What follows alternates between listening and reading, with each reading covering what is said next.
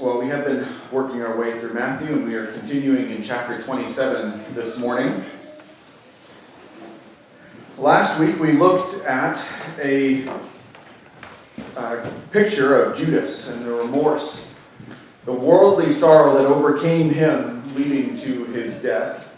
That comes as really a snapshot in the larger picture of what Matthew has been describing to us through these last few chapters.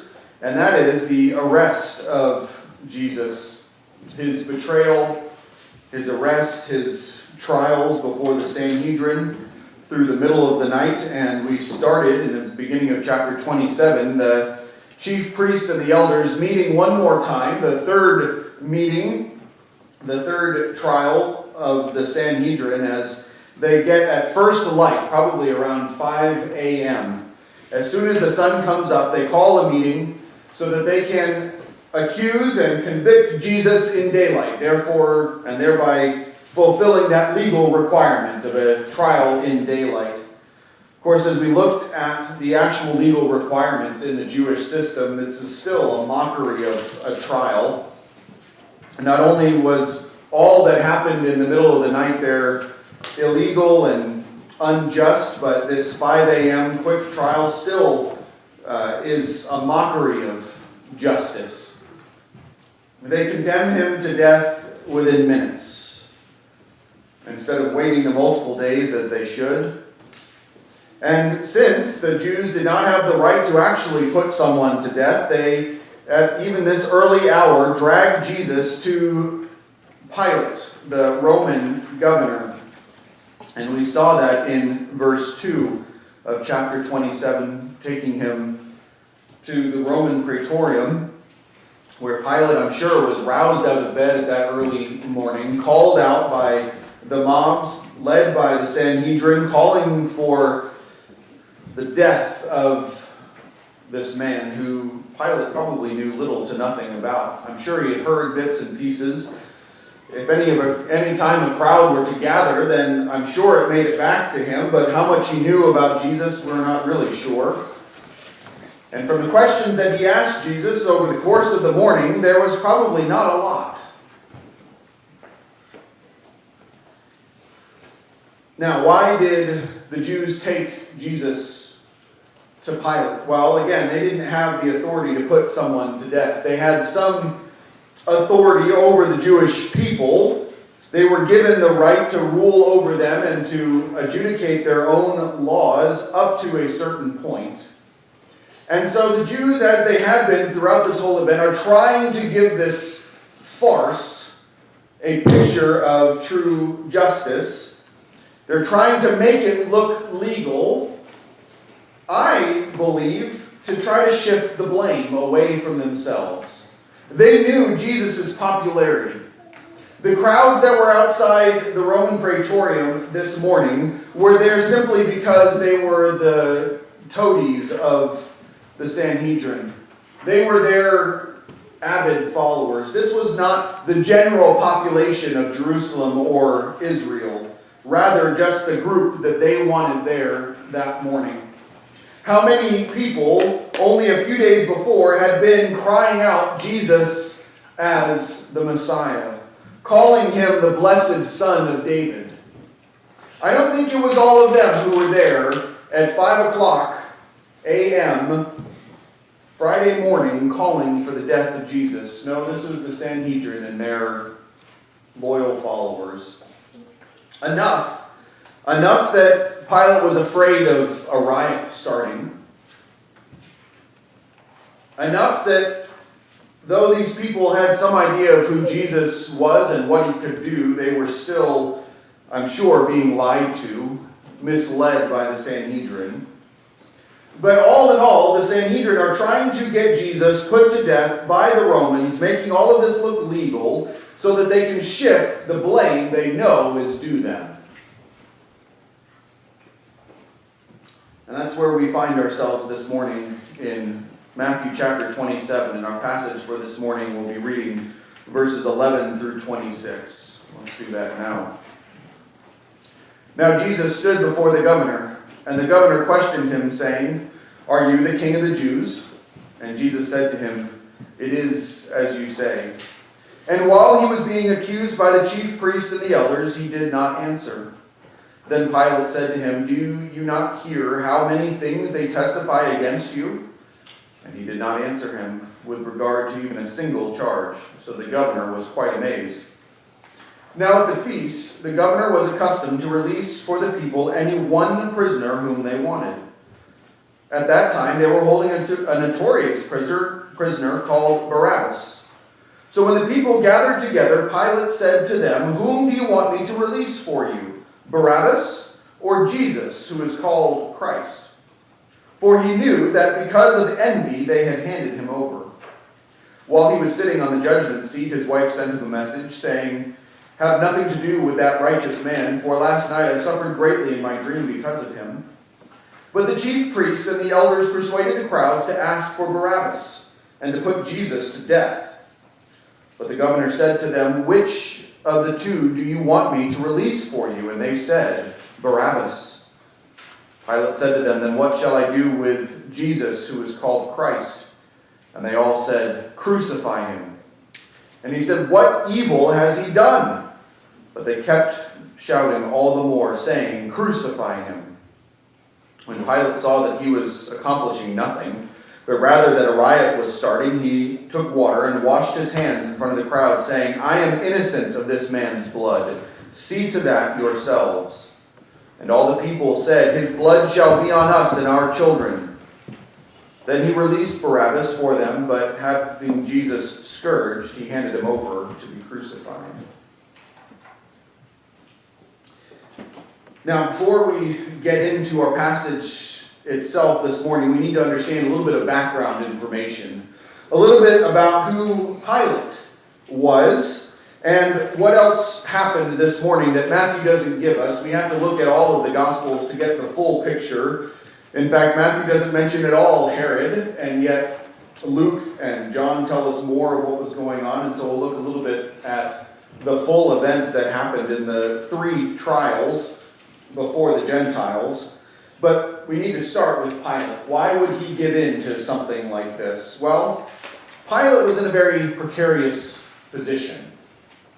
At this point, Pilate was the governor of the province of Judea or Palestine or Syria, depending on what they were calling it at the time. Normally, within the Roman system, being made a governor was a really important, really sought-after thing because it was a way of enriching yourself, and it was a way of making a name for yourself back in Rome within the Senate. Anyone who was going to become anything was a governor somewhere at some point. The problem was that Judea or Palestine was the worst place to be made governor. No one wanted that job, even with the money that could be made, which was very little, but it was a really troublesome province. Over and over again, the Jews had caused headache for Rome. On top of that, they were sitting on the border of the Parthian Empire, an empire with which Rome had had numerous conflicts throughout the centuries. No one really wanted to be governor of Palestine, and yet Pilate gets sent there really because no one wanted him around either. He was a popular man in Rome, though he did have some influence. And Pilate made a number of rather big mistakes right off the bat when he came into Jerusalem. The first thing he did when he landed, several years before Jesus started his ministry, but the first thing that Pilate did when he was made governor over Palestine was to ride into Jerusalem at the head of his soldiers, marching with banners flying, wanting this big show of force to let everyone know that he was the governor, that he was in charge. And at the front of his troops, carried on their banner, was the brass eagle of Rome, and on top of that was the image of Caesar. Well, this infuriated the Jews, because all throughout the empire, Caesar was proclaimed as a god. And to march an idol, a picture of Caesar, into Jerusalem, well, the Jews weren't having any of that. Previous governors had had the sense to remove those, but Pilate, wanting to show this strength and authority, walked in at the head of his soldiers with this idol flying, and the Jews rioted immediately. In fact, they rioted and protested for so long that Pilate couldn't stand it. And he started his march back to Caesarea on the sea where his headquarters were, but the Jews followed him. For 5 days, the Jews followed him, rioting and screaming and protesting, demanding that he remove this idol. Pilate, being rather proud, refused, and eventually surrounded the crowd that had been following him in an amphitheater and threatened that if they didn't stop, that he would cut off all of their heads. In response, the Jews pulled down their cloak, held out their neck, and said, "Go for it." They called his bluff. He couldn't, in the first days of arriving in Judea, massacre a bunch of people. And so he had to give in, which doesn't look good for anybody, especially him back in Rome. Not long after that, moving into the city, he realized Jerusalem needed a better water supply. And what better way to ingratiate himself to the people than to create a big aqueduct to bring fresh water into the city? And so, looking at the temple, realizing that there's this vast treasure sitting unused, he figured, well, it's your water supply, it's your big project, you pay for it. And so he walked into the temple with its troops and took the money he needed to build this aqueduct. As you can imagine, that went over not well at all. Again, the people rioted, and it took several days before finally Pilate sent in his legion with clubs and sticks to beat the people into submission, and in the end, returned the gold. That wasn't the end. Pilate decided a little later on that he wanted to make Jerusalem his headquarters, to create a real presence there. And so he came into the city with his soldiers, and to make clear his position of authority, he made for his legions a shield, and shields for all of them. And on the front of these shields, he inscribed Tiberius the emperor, and underneath, a picture of the emperor. As you can imagine, this went about as well as everything else he had tried. Riots ensued, and at this point, the Jews had had enough and sent to Rome, to the emperor, all that had been going on, a message asking, begging Tiberius to recall Pilate. Look, we're good with being Roman subjects. Everything's been good for a while, but this guy's causing all of the problems. He won't work with us. He's just causing problems. Now, Tiberius didn't recall Pilate.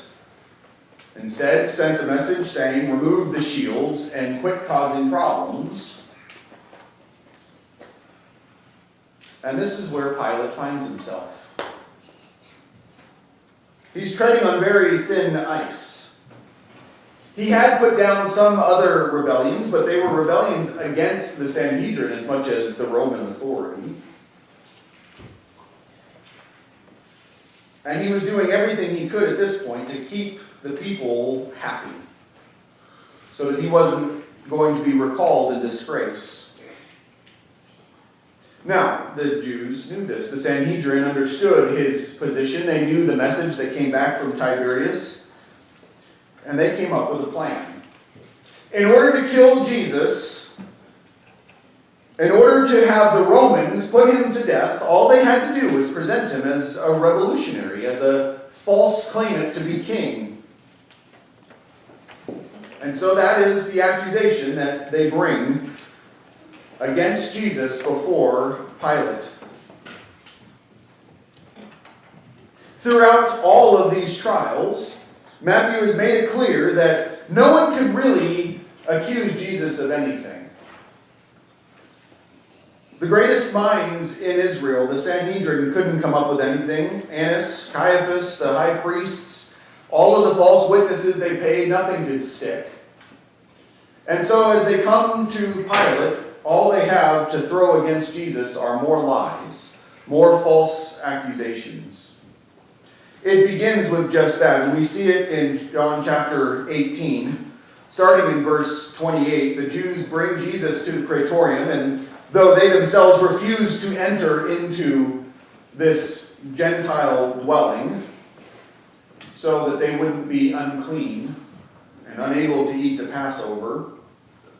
And in that is just another example of their self-righteous hypocrisy. We saw last week they were more than happy to pay blood money to Judas, but they wouldn't let it taint the temple treasury. This picture of wanting to maintain this outer cleanliness, this outer picture of righteousness, while the inside of their hearts is nothing but murder. Fulfilling exactly what Jesus had accused them of back in chapter 23. In verse 23, he said to them, "Woe to you, scribes and Pharisees, hypocrites! For you tithe mint and dill and cumin, and you have neglected the weightier provisions of the law, justice and mercy and faithfulness. You blind guides who strain out a gnat and swallow a camel." The very definition, as Jesus called them, of whitewashed tombs. They want that outer cleanliness so they won't enter into a Gentile's house. But they'll lie, bear false witness, and commit murder, forcing Pilate to become an accomplice in this murder. Pilate asked them there in John 18, "What accusation do you bring against this man? You brought him to me for me to put him to death. What was his crime?" Their response is to accuse Pilate. "We wouldn't have brought him if he wasn't an evildoer. We wouldn't have brought him to you to put him to death if there wasn't something, so just kill him." They don't even want to go into it. Just put him to death. Take him off our hands. Do your job. Kill him. What are you thinking? Pilate wouldn't accept this, and so they began coming up with these accusations. In Luke, we're told that they said to Pilate, "We found this man misleading our nation and forbidding to pay taxes to Caesar, and saying that he himself is Christ, a king." They have no real accusation. There is no real justice to be found here. Instead, they just lie. Never had Jesus misled the nation of Israel. Never had he called for revolution. Never had he called the people to actively, violently resist Rome. Never had he set himself up as a rival king in that sense. In fact, we see over and over again Jesus running away from the people when they tried to make him king. Making it clear, no, this is not what I'm here for. And then they just straight out lie. If you remember back in the confrontation in the temple on the second day of the Passion Week, they tried to trap Jesus. Should we pay taxes to Caesar? If he said yes, then they could turn the people against him. If he said no, then they could drag him to Pilate as a revolutionary. Jesus makes clear, no, you give to Caesar what is his, and God what is God's. But in this instance, they straight out lie. They couldn't trap him into saying that, but they just lied about it anyway. Pilate, we read, retreats with Jesus into the praetorium and asks him this question that we have here in Matthew: "Are you the King of the Jews?"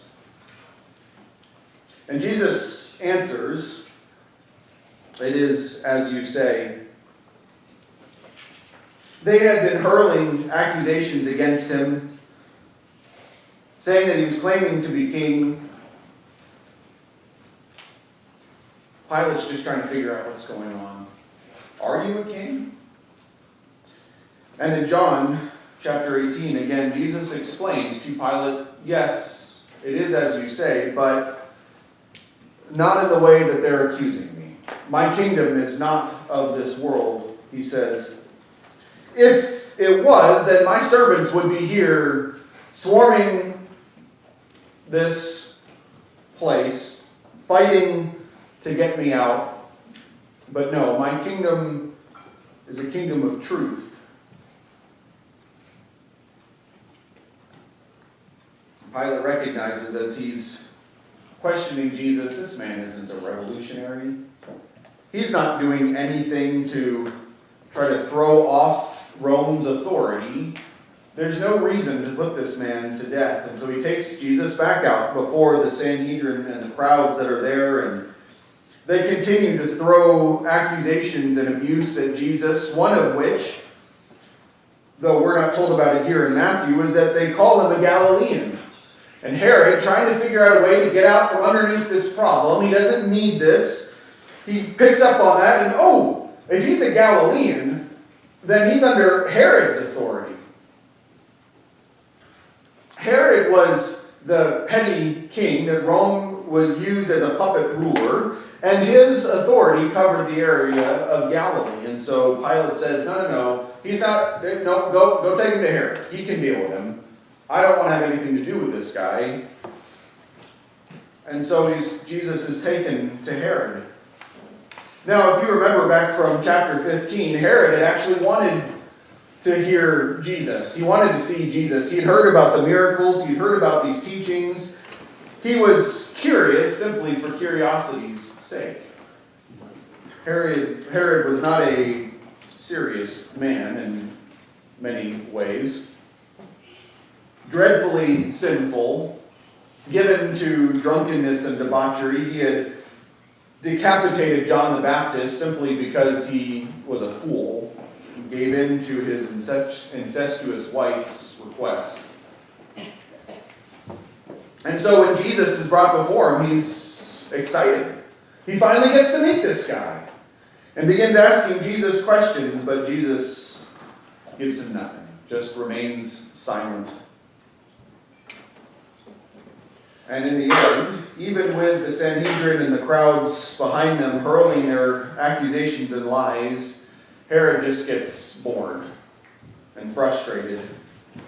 And then he falls into simply mocking Jesus, treating him with contempt. And I'm sure, in frustration with the crowds who woke him up in the morning and not getting what he wanted out of Jesus, he ends up dressing Jesus in a fancy robe and sending him back to Pilate. And so we have the second trial, or the second accusation before Pilate. When they return, Pilate finally comes back out with his plan to get Jesus off the hook. Thinking through, how can I deal with this without creating a problem? How can I appease the people and yet not put this innocent man to death? He comes up with a plan. During the Passover festival, it was common, it was a regular practice as a way of showing grace, showing leniency, showing the magnitude of Rome, they would release back to the people a prisoner to show their grace. And so Pilate comes up with a plan. Barabbas. Now, Barabbas is called a revolutionary and a thief and a murderer. Likely what was the case is that Barabbas was one of the zealots. Someone who hated Rome, someone who hated the Sanhedrin because they had sold out to Rome. And like many revolutionaries and insurgents throughout the years, one of the easier ways of fighting a massive empire is not to attack them directly, because killing Romans would bring back on the Jewish people reprisals. And so instead, what's likely, though we're not 100% sure on this, is that he targeted his own people. He targeted those like the Sanhedrin, those who were Hellenized Jews, those who collaborated with Rome, stole from them, worked to undermine their authority, and in doing so, also murdered. In the end, he was a man hated by both Rome, but also the Sanhedrin, because he caused them a great deal of headache. And so Pilate assumes that if he gives them the option of this man who had literally killed people, caused huge problems, tried to lead some sort of revolution, or this Jesus, who had done nothing wrong. In fact, if anything, all he'd been doing is going throughout the land healing people. In Pilate's mind, this is an easy choice. I do the same thing with my kids sometimes. Present them with a choice. What I want them to pick, and what I know they won't pick. And then they feel like, they had a say in the matter. Pilate thinks he's got this brilliant idea. And then it backfires on him. As the crowds start calling out for Barabbas. There is this short interlude. As Pilate sets before them this choice, he's then interrupted by his wife, who sends him a message saying, have nothing to do with this righteous man. And so Pilate, in reading this message, walks away from the crowds for just a few moments. And in that time, the Sanhedrin walked their way through the crowd, getting them to start chanting for Barabbas. So when Pilate returns and asks them the question, he's blindsided by this. He knows that Jesus hasn't done anything. He knows that Jesus is innocent of the crimes he's being accused of. He remains silent. He never defended himself, but there's also no proof of any of these things. Even Pilate could tell, as we read in verse 18, that Jesus had been handed over because of envy. Jesus was popular with the people. Jesus was well liked by the people.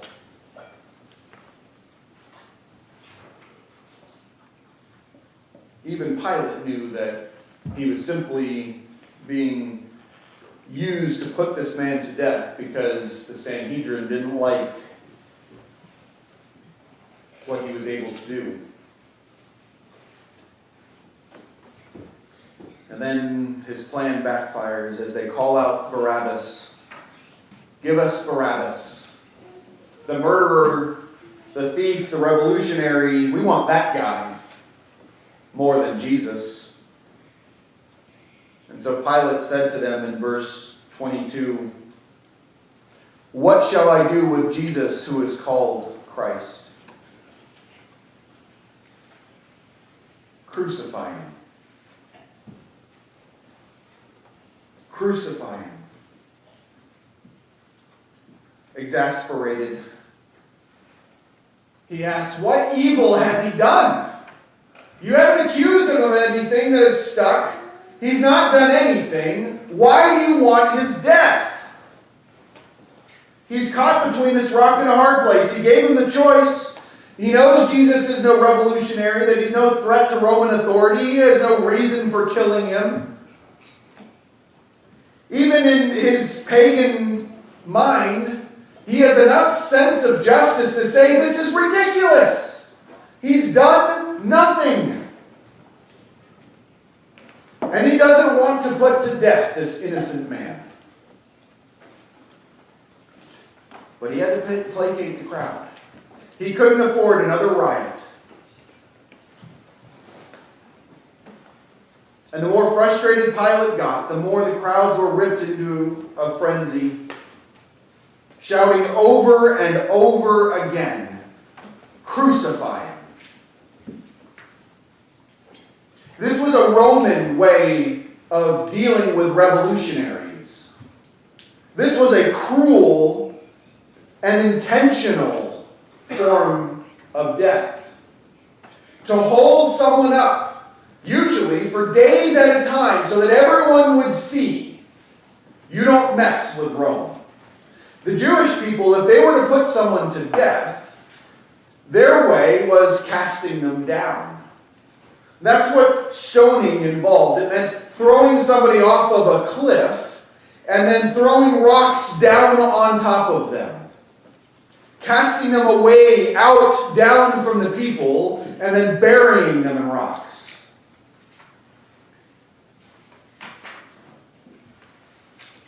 That's what they did to Stephen. They had no problem, as we have been reading in Acts, taking this man, dragging him out through mob justice, putting him to death, stoning him. They didn't care about Rome. They're just trying to use Rome to do their dirty work. They want Jesus brutally, visibly put to death, out of their misery. So that everyone will see, don't mess with us. Don't mess with our teaching. Don't mess with our control over the temple, over God's word, over his people, over his traditions.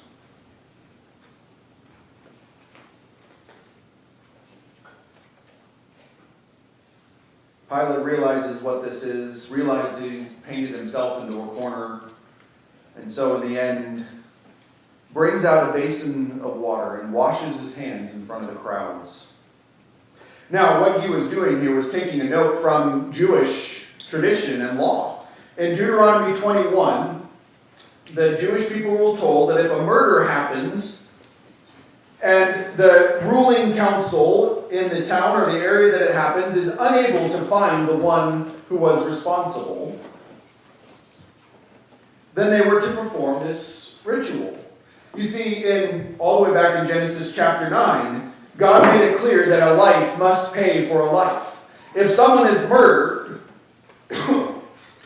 someone must pay for it. The ground calls out for justice. And if the people, those in charge, were unable to give it, by finding the one responsible, they were to, before God, over a sacrifice, wash their hands. To show the people we were unable to get justice. And in doing so, they were to pray, our hands did not shed this blood, nor did our eyes see it. Forgive your people Israel, whom you have redeemed, O Lord, and do not place the guilt of innocent blood in the midst of your people. This was a way to show we cannot find the murderer.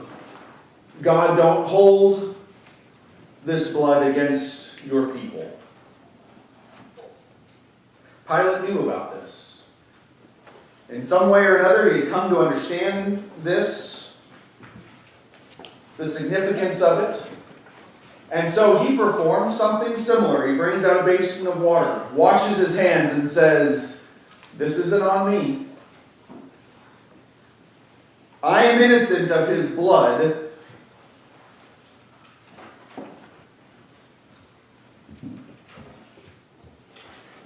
He's not.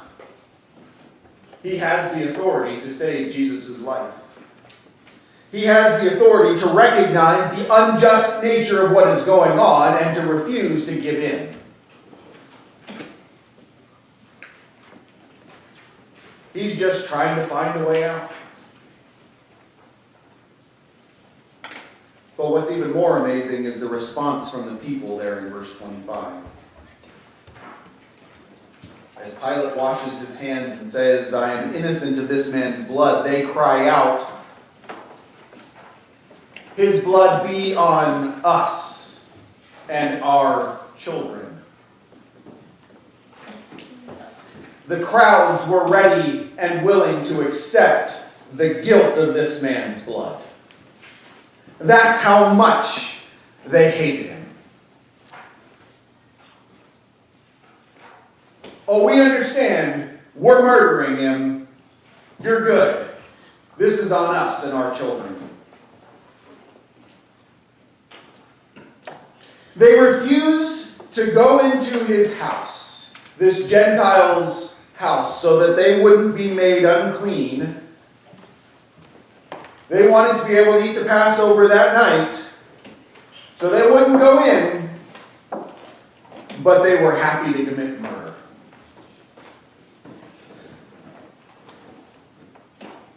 When a Gentile, a pagan, would have nothing to do with it, they said, we'll accept the blood guilt on us and on our children. They have a pretty short memory. So we read in Acts chapter 5, as Peter and John are preaching the truth of the gospel in Jerusalem, only a few weeks later, after the death and resurrection of Jesus and his ascension into heaven, they're preaching the truth. They're preaching his death and resurrection. They're taken by the Sanhedrin and told, we gave you strict orders not to continue teaching in this name, and yet you continue with this teaching, and with your teaching intend to bring this man's blood upon us.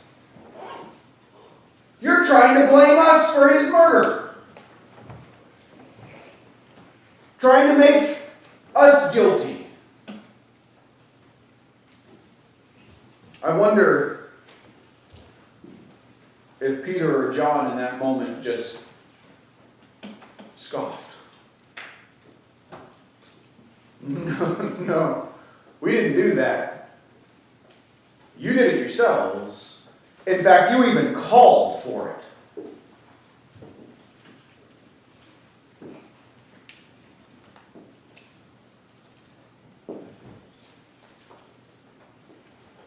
Pilate, still trying to get out from underneath this, has Jesus scourged, whipped with cords embedded with nails and bones and shards of glass. The idea to just turn him into a bloody pulp. Presents him yet again before the people, saying, look, I've done everything. He is no threat.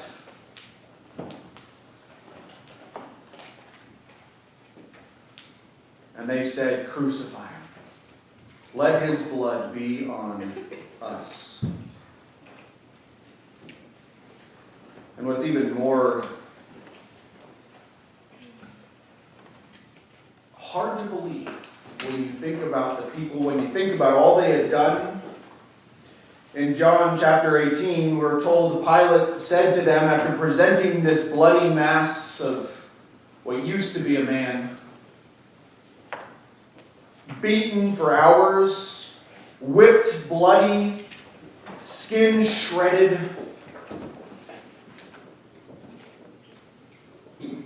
Pilate one last time says, shall I crucify your king? In a mocking voice. And the answer of the chief priests is, we have no king but Caesar. Calling the blood guilt upon themselves and their children, and then denying God himself. The Jews were ready to revolt over the image of Caesar on a few shields. The image of a man being led in at the head of Roman soldiers, ready to stick their necks out and be beheaded instead of letting this image, this idol, into their holy city. And here they are, committing the ultimate treason, offering up the Son of God, his Christ, his Messiah, their rightful King, their very God, offering up to be murdered by pagans with a shout of, we have no king but Caesar. Alfred Edersheim writes, with this cry, Judaism was, in the person of its representatives, guilty of the denial of God, of blasphemy, of apostasy. It committed suicide. And ever since has its dead body been carried in, shown from land to land, from century to century, to be dead, and to remain dead till he comes a second time, who is the resurrection and the life. Is it any wonder that less than a generation later, in AD 70, God wiped their city, their temple, their religion from the land? For centuries, the Jewish people have faced the judgment of God because they cried out for the blood of Christ, for the guilt of his murder to be on them and their children. Even in this, God is forgiving. Even in this, God maintains a remnant. We are told later in Acts that some of the Sanhedrin even came to recognize Christ as Messiah.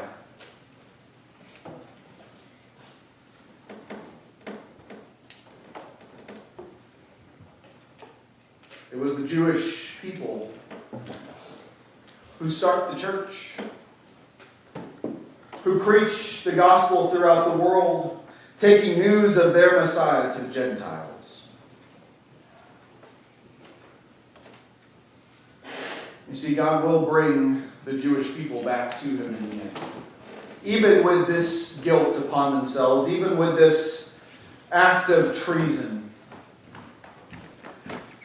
God is faithful. God is merciful. God is forgiving. Pilate asked the most important question that anyone can ever ask. What shall I do with Jesus, who is called the Christ?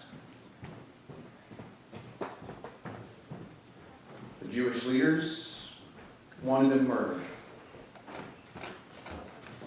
Crowds there that morning rejected him. Herod laughed at him. Pilate wanted nothing to do with him. Throughout all of this, it's clear that Jesus was innocent. He stood with a silent glory.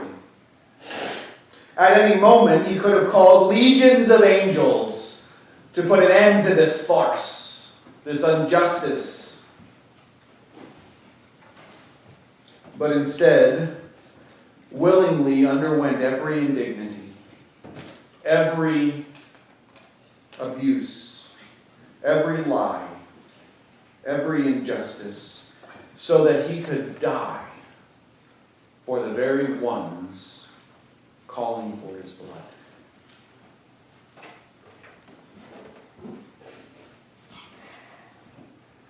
Every one of us are guilty of the same. That is what sin is. Treason against God. The question we have to answer is, what then shall I do with Jesus, who is called Christ?